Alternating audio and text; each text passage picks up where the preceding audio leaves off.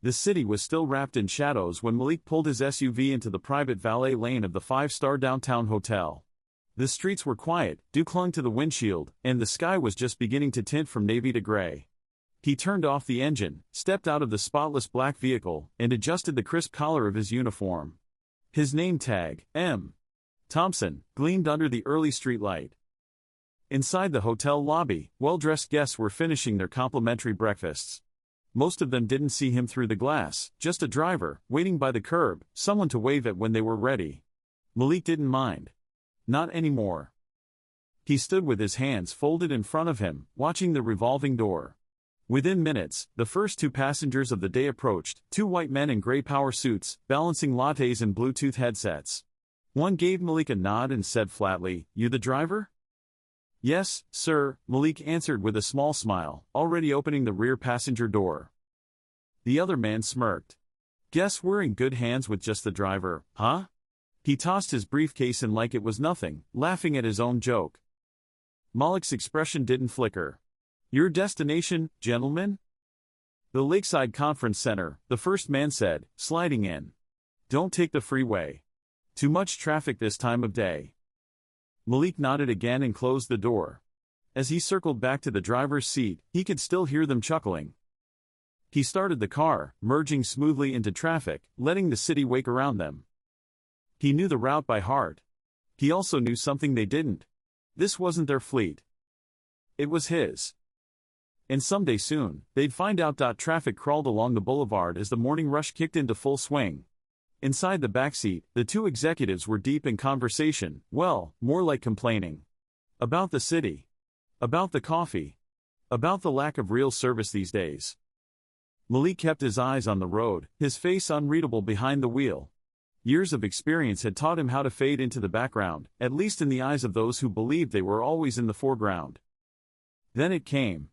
One of them muttered, "You know, these drivers always act like they've got something going on. Like they're hustling for a startup or something."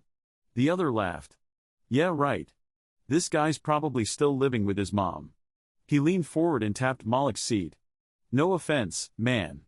You're solid behind the wheel. Just stay in your lane, you know?" Malik didn't respond.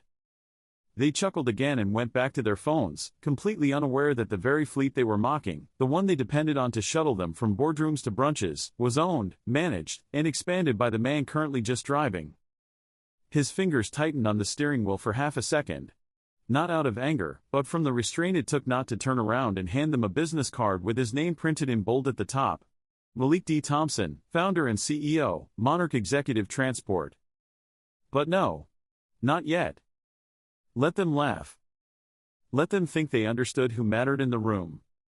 Soon, they'd be sitting at a table where he wouldn't be the one wearing the uniform. He'd be signing their invoice. Before he became just the driver, Malik was a warehouse worker pulling double shifts for barely enough to make rent. He was 24 when the plant shut down. No warning, just a sign on the fence, closed until further notice. That notice never came. Unemployment didn't stretch far, and he refused to let his grandmother, the woman who raised him after his mother passed, go back to work just to keep them afloat. So Malik started driving. At first, it was a beat-up '03 Crown Victoria he bought from a retired cabbie. He printed business cards at a local copy center with just a name and a phone number. He offered airport runs for half the Uber price and always wore a button-down, no matter how hot it was. Every tip went back into the business, first new tires, then a better GPS, then licensing fees to go legit.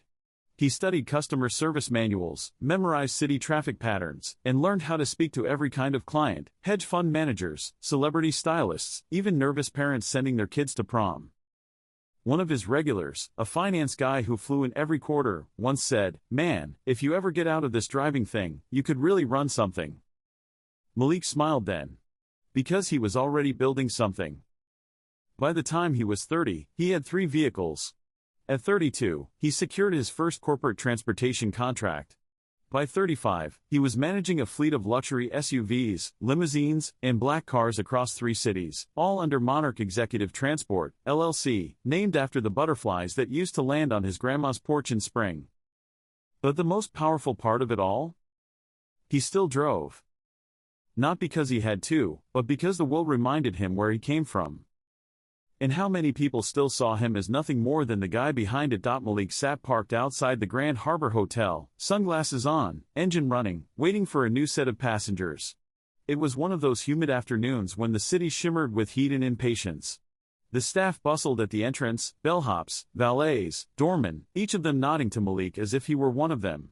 Most had no idea who he really was. A few did, but they kept his secret with quiet respect. In their world, he wasn't just the driver. He was the boss. He didn't advertise it. No branded shirt, no fancy watch, no clipboard. He liked to keep it clean. Controlled. While others sat in air-conditioned corner offices miles away, Malik preferred the seat where the stories began, where he could hear the whispers of powerful men who never noticed him listening. Where he could feel the pulse of the business through idle conversations and offhand remarks.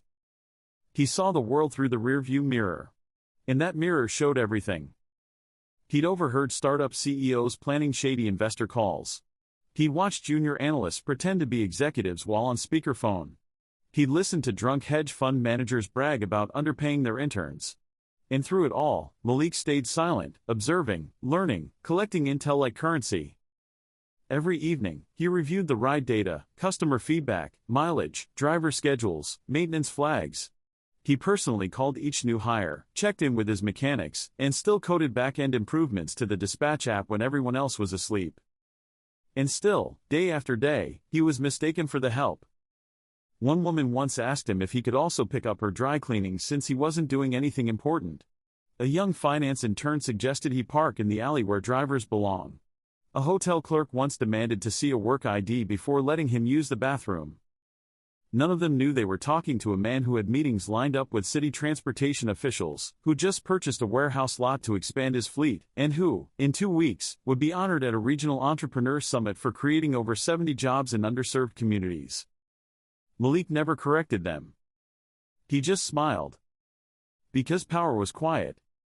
And he had more of it than they could ever see. It was a crisp fall morning when the city's Department of Transportation hosted its annual Corporate Mobility and Transit Summit. The room was filled with executives in tailored suits, city officials clutching clipboards, and vendors eager to pitch software, ride-share models, and delivery drones. Malik arrived in silence, dressed not in his driver uniform, but in a sleek charcoal suit with polished shoes and a deep emerald tie. He walked alone, unnoticed, unrecognized. Near the coffee table, he spotted them, the same 2 white executives who had joked about him being just the driver a week earlier. They were holding conference pamphlets, chatting with a rideshare consultant. One of them glanced his way and smirked. "Man, you clean up nice," the taller one said, not fully recognizing him. "Didn't think you drivers got invites to things like this." The other laughed. "Maybe he's catering." Malik didn't flinch. "Something like that," he said calmly, then walked past them without another word. Moments later, the room dimmed and the event coordinator took the stage. "Thank you all for being here. Today we are proud to introduce a guest whose transportation company has redefined urban executive mobility, employing dozens across 3 cities, while maintaining a client satisfaction rate of over 98%. A pause. The spotlight turned. Please welcome our keynote speaker, Malik D. Thompson, founder and CEO of Monarch Executive Transport. The room froze. Heads turned. Mouths opened. And the 2 executives from the lobby? Pale. Speechless. Malik took the stage with quiet confidence, adjusted the mic, and began. "I used to drive 14 hours a day just to make rent. People looked at me and assumed I was only ever meant to open their doors. They never asked what I built. They never asked what I dreamed. But I listened. I learned. And I built something they now depend on." The applause started slowly, then rose like a wave. Malik stood tall, not with arrogance, but with clarity. He was no longer behind the wheel. He was directing the route. After the summit, Malik's inbox flooded with messages. Corporate contracts, joint venture proposals, even a few speaking engagement offers. People were scrambling to work with the man they once ignored, or worse, belittled. But Malik wasn't rushing to answer them. He knew the game.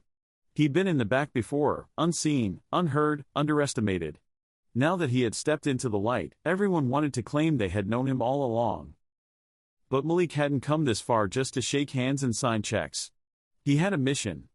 He began pouring new investment into job training programs for young people in underserved communities, especially those who looked like him and had been told they didn't belong in boardrooms or balance sheets.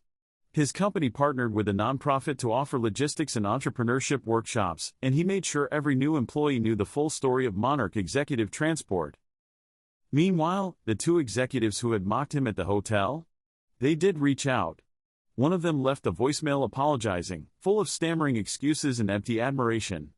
Malik listened once and deleted it. He had no time for small minds trying to backpedal after being exposed. He bought 3 new high-end vehicles that quarter, added another manager, and rolled out an app update that completely changed how his drivers handled dispatch and payment, software he helped write late at night, years earlier, while others were laughing at just a driver. Malik was building something bigger than ego or revenge.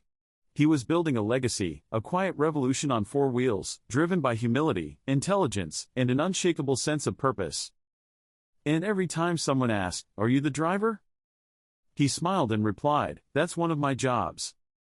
But it was never the whole truth. It was the grand opening of Monarch Executive Transport's new headquarters, a sleek, glass-paneled building in the heart of the city, complete with a private garage, tech center, and community training space. The press was there. So were city officials, former clients, and newly hired young drivers in their sharp black uniforms, standing proudly beside the polished fleet. A large banner read, "Driven by Purpose." Malik stood at the podium, the skyline behind him, the same skyline he used to drive under with holes in his shoes and a $6 sandwich in the glove box. Cameras flashed. Reporters waited. But Malik wasn't thinking about the coverage. He was thinking about his grandmother, sitting in the front row in her Sunday best, dabbing at her eyes with a tissue. As he spoke to the crowd, his voice was steady. "I was called just the driver more times than I can count. I was told I didn't look like someone who ran a company. That I should stay in my place. And I did, for a while. I stayed in my place long enough to study every turn in the road, every blind spot, every detour. Until I knew the way forward better than anyone." Applause rippled through the crowd. "And now?"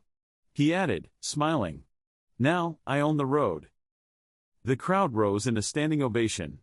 Malik stepped back, letting the applause wash over him, not out of pride, but out of clarity. He'd never needed to prove them wrong. He just needed to prove himself right. Later, as guests mingled and champagne glasses clinked, a familiar pair of faces appeared at the edge of the crowd, the 2 executives from that morning at the hotel so many months ago. They looked different now, not younger or older, just smaller. One of them tried to wave. The other raised a glass halfway. Malik offered them a polite nod, then turned to greet a group of interns touring the dispatch floor, eager young men and women who looked like he once did. He walked beside them, not above them. Because power wasn't about titles or cars or who sat in the backseat. It was about knowing your worth, and never letting anyone else steer your story again.